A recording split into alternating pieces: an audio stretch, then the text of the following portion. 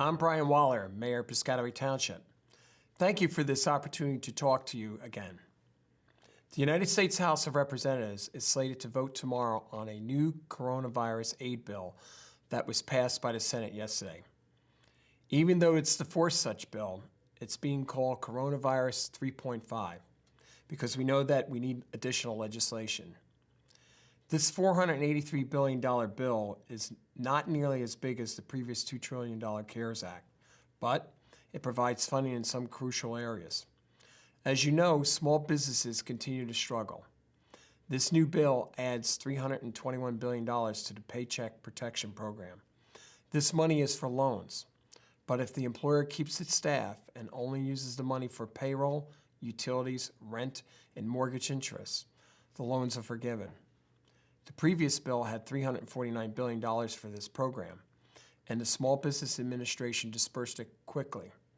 In some cases, it wrongly went to large companies that didn't need it. My hope moving forward is the federal officials get the money to small business, local businesses that really need it.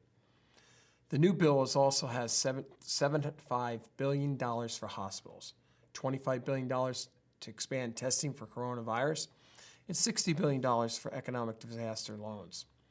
Sadly, it does not boost funding for food for the needy people. It also does not have new aid to cities. Piscataway, like every municipality in New Jersey, did not get its money in the previous bill.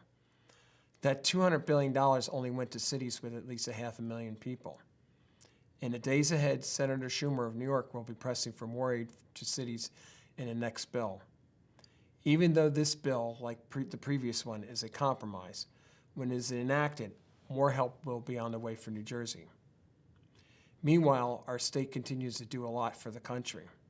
We are all proud to be home of much of Rutgers University. We are especially proud of the recent work by RWJ Barnabas Health and Accurate Diagnostic Labs. As many of you know, they have developed a new saliva-based test for COVID-19. It is now being used at 2 drive-through testing sites in Edison and in South Brunswick. With it, more people can be tested, and we can get results in 24 to 48 hours. And it is non-invasive and pain-free. For healthcare workers, this means less exposure to the virus. While staff at the testing sites have this new technology, many others in the medical field do not have everything they need. For doctors, nurses, and other healthcare workers in our hospitals, there is an easy yet crucial thing that you can do to change this. $175 billion has been now allocated to hospitals under the federal block grant called Public Health and Social Services Emergency Fund. How much money our area hospitals get is based on census data. If you don't fill out a census form, our hospitals get less money, and we lose our fair share of funding. So what can you do? Go to 2020 Census.gov and fill out your census form. Right now is the time held once every 10 years. We all participate in the census. It does not matter why you're here. You can be a citizen, a resident, or just here working. It does not matter how young or old you are. Parents need to include children on their census form. It's easy. You can do it online, over the phone, or by mail. It only takes a few minutes. For the money we get under the many federal block grants, we need you to fill out the census form today. In the meantime, please continue to protect yourselves, your family, and our community. In addition, today is Earth Day. I want to thank you for keeping our township clean and green.